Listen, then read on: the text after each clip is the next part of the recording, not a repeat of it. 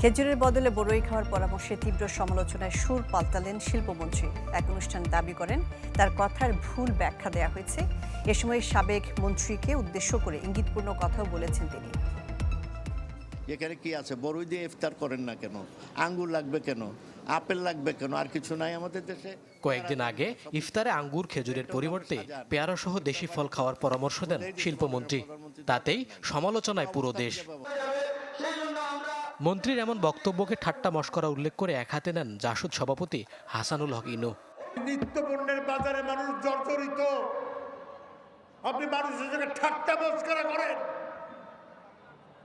মাননীয় প্রধানমন্ত্রী এই ধরনের মশকরাকারী মন্ত্রীকে এখনই পাছায় লাথি মেরে বের করে দেন। এমন ঘটনার দিন কয়েক পরেই উল্টো সুর শিল্পমন্ত্রীর। বললেন ইফতারিতে খেজুরের পরিবর্তে বড়ই খেতে নয়, বলেছেন দেশীয় ফলমূল রাখতে। দাবি করেন তার কথাকে ভুলভাবে ব্যাখ্যা করা হয়েছে। এ সময় ইঙ্গিতপূর্ণ কথা বলতেও ছাড়েননি মন্ত্রিসভার জ্যেষ্ঠ এই সদস্য।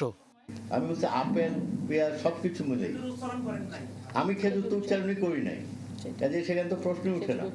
কার কোথায় ব্যথা এটা তো আমি জানি না রে ভাই, এবং কার পাশা কে লাথি দিবে এটা তো আমি জানি না। বিএসটিআই আয়োজিত অনুষ্ঠানে মন্ত্রী বলেন ভেজাল খাদ্য প্রতিরোধে কোনো ছাড় দেবে না সরকার। এ সময় মোবাইল কোর্ট পরিচালনার সংখ্যা বাড়ানোর কথাও জানান মন্ত্রী। যাতে আকাশচুম্বী কোনো ইয়ে না করে এবং এটাকে যাতে মানুষকে জিম্মি না করতে পারে এবং সেখানে চাহিদা যাতে কোনো পক্ষে কমতি না থাকে এবং মানে আর্টিফিশিয়াল যে এটা যাতে তৈরি না করতে পারে। Government is very much aware. রমজানে কোনো নিত্যপণ্যের ঘাটতি নেই বলেও দাবি করেন তিনি। এবং বাজারে আছো, আমাদের সেখানে কোনো অভাব নাই। মইনুল হাসান, চ্যানেল 24, ঢাকা।